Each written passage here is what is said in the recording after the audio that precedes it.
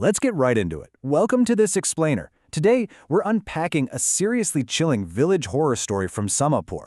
We're talking about a classic regional legend where a simple, late-night street food craving spirals into a total supernatural nightmare. If you're fascinated by local folklore and how fast everyday situations can turn into terrifying community legends, well, you are definitely in the right place. Okay, picture this. You're heading home from college. It's late, you're exhausted, and a local food stall catches your eye. But as you wait for your snack, you start to realize the vendor isn't just serving food. No, she's watching your every move from the shadows with this unblinking, totally sinister glare. Creepy, right? What if your favorite street food was actually laced with black magic? That's the exact premise of the dark legend we're breaking down today. Section 1. The Mysterious Momo Shop. A chilling encounter. Our analysis starts with a college student named Ria. Now, think about the stark contrast here. We all know what a normal street food stall feels like, right? It's bustling, it's loud, you get that friendly, fast-paced service. But Ria's experience at the Simapur Momo stall? It was defined by dead, eerie silence. The vendor did absolutely nothing but stare at her.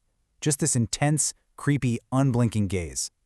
The source material actually describes this silence as so overwhelming and unnatural that Ria literally dropped her money in sheer panic and just bolted. This wasn't just poor customer service, you guys. This was the chilling prologue to a literal nightmare. Section 2. Start of the terrifying accidents. The curse begins. This is where the narrative rapidly shifts from a creepy, isolated encounter to something highly dangerous. Look at how this timeline builds, because the escalation here is honestly incredibly rapid. Right at hour 1, Ria flees that sinister food stall. Just shortly after, boom, she witnesses another girl get into a brutal, bloody accident right in the middle of the road. But the curse isn't finished. Fast forward just a few hours. While Ria's walking in the dark, a heavy streetlight pole suddenly snaps and collapses directly onto her. The lore makes it crystal clear here. These are not coincidences. This is a targeted, supernatural attack unfolding in real time. Section 3. The Creepy Hospital Shadow. The Unseen Presence. Following that horrific accident, the story moves to the local hospital. So, the absolute crucial point here is understanding exactly what kind of entity this village is dealing with. Based on the story's lore, this witch operates with some very specific terrifying behaviors. First, there's that unwavering, silent staring we just talked about. Second, she secretly stalks her targets. She follows them home in the dark just to learn their addresses and map out her victims. Third, she specifically targets beautiful women out of this deep, dark jealousy. And finally, and I think this is the most terrifying part, she uses ordinary momos, a beloved local street food, as literal vessels to cast her black magic. This part brilliantly illustrates the psychological terror of the legend. So, Ria is lying in her hospital bed, right? She's heavily injured, giving her statement to the police, and she glances over at the glass. She is instantly paralyzed by fear. Why? Because she sees that exact same unblinking face staring right back at her through the hospital window. But here's the most chilling detail from the source. When Ria tries to alert the police officer standing right next to her, the officer looks and sees absolutely nothing. The presence is completely unseen by anyone except the victim. Section 4. Black Magic Exposed. Connecting the dots.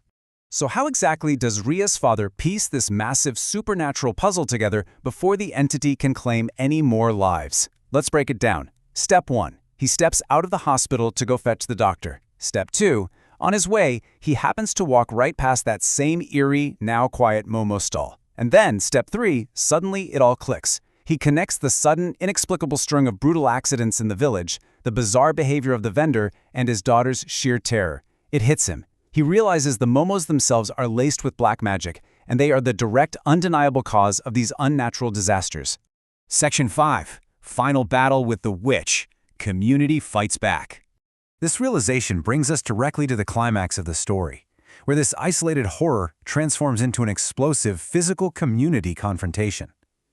Armed with the truth, Ria's father tracks the vendor down.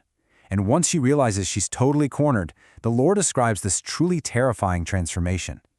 The vendor just drops her human disguise entirely, revealing her true, horrifying witch form right there in the middle of the street.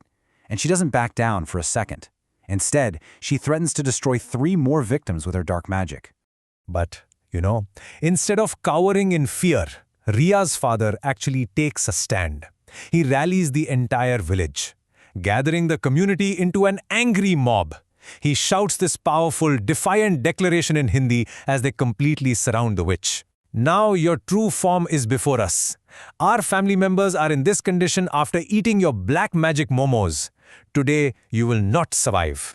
This incredible community response captures the absolute essence of a classic village horror story.